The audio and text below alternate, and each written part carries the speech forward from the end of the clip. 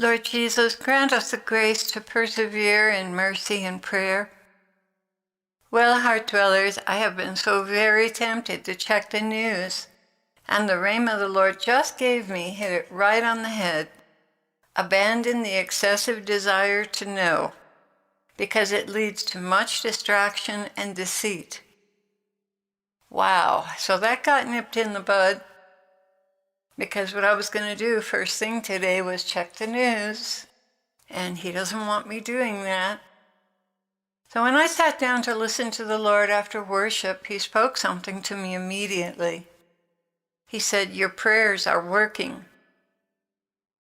Almost every soul who watches your videos is now praying, with the exception of those who do not want to know me.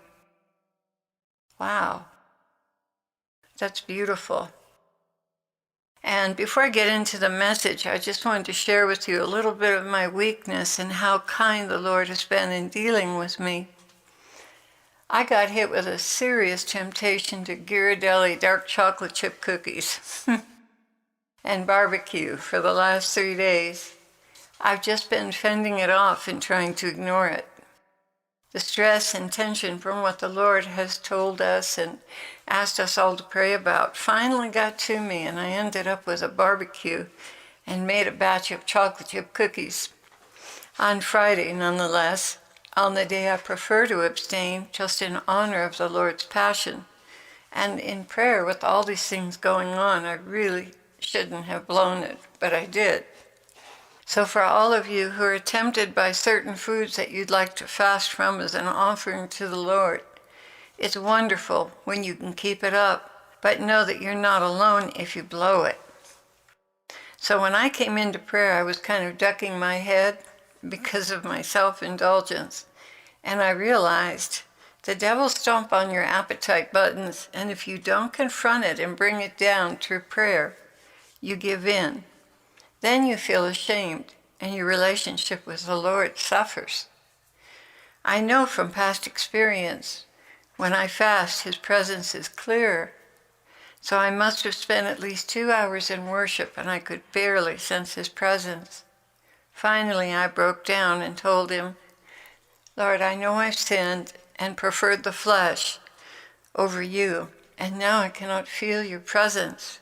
I am so deserving of this. Nevertheless, for the sake of those who follow the channel, Lord, what do you have to say to them?" And he began immediately, "Keep praying. We're not out of the woods yet. There has been some progress made, but it's still majorly serious.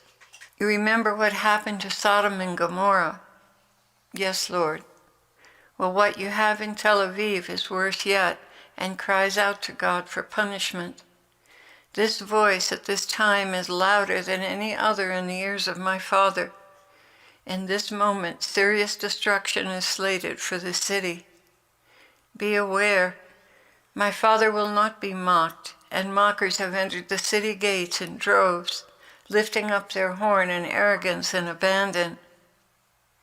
This is the generation of whom it is written that judgment of the nations is long overdue, and yet because of the holiness of those who cry out to the Father, judgment has in the past been delayed.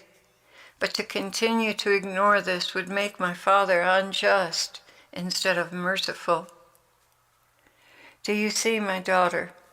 Some of this must come to pass. Some things are of absolute necessity to come to pass, and can be mitigated through prayer, and even delayed, but not called off. Lord, what about our nation? The cries of the faithful have mounted on high and moved upon my Father's heart, and yet there is sadness and travail in store for your country. Pray, Clare. Pray very hard that the Father's wrath will be averted.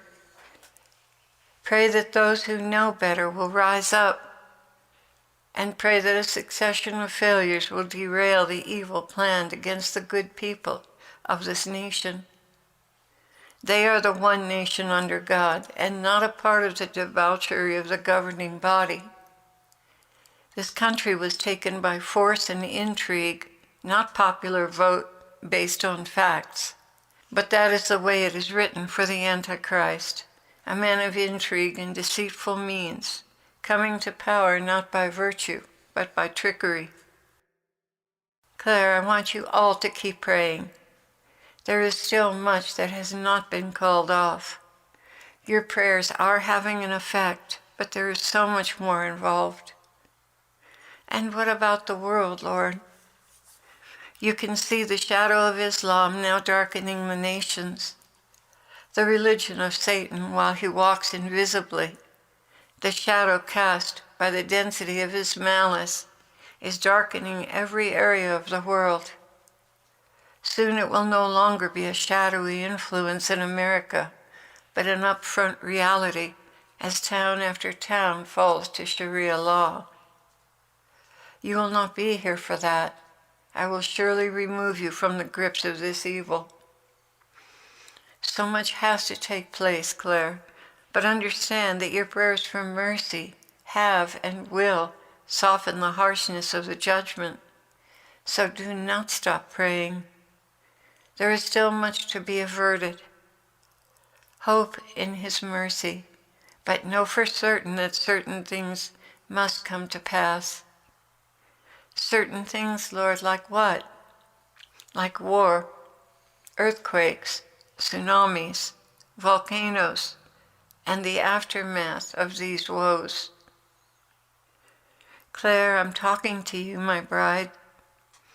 I was at that moment struggling with my guilt and hoping this was truly him. And he answered me, "Shall I not hearken unto your cry for mercy, regardless of cookies and barbecue? You were raised to expect comforts when things were bad. That is an ingrown and blood sugar related reaction. Yet you can overcome that with my grace. But I have had pity on you. I heard your cry for mercy." Then at that moment he became very, very clear and held me over his heart. What I want to tell you, my love, is that it will not be long now. Basically, things are going to happen, but much mercy will fall into play. Yet there will be confusion and pandemonium, and I expect you all to cleave to me in the midst of this, whether you can see one another or not. Stay close to me. I will not be distant from you at any moment. Your days, your lives are in my hands, and I cherish them tenderly. Do not waste time, my love.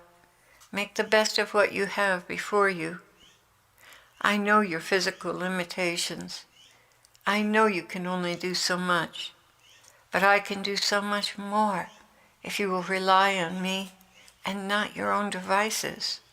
For instance, in this moment, you came to me in poverty of spirit, and now you are seeing and hearing me clearly. Always come to me this way, even when you haven't indulged yourself. Always come to me blind and naked, and I will always reach over that barrier and touch you. Do you understand? Your poverty and littleness cry out to me, and I cannot resist you. It is the proud and self-satisfied I resist, but the little and the weak I shed my mercy upon. As the days continue to unfold, do not grow lax in your prayers. That may be the very force that holds back my Father's hand. There is a great reward for those who have forsaken their personal preferences in favor of mercy for those who are not ready. There is a proving ground in this, to see which of those called by the name of my bride are truly in unison with my heart. Yes, these days are again proving grounds to reveal yet another layer of depth in devotion to me, and who actually does truly care for me and for their brother. It is as the church in Philadelphia.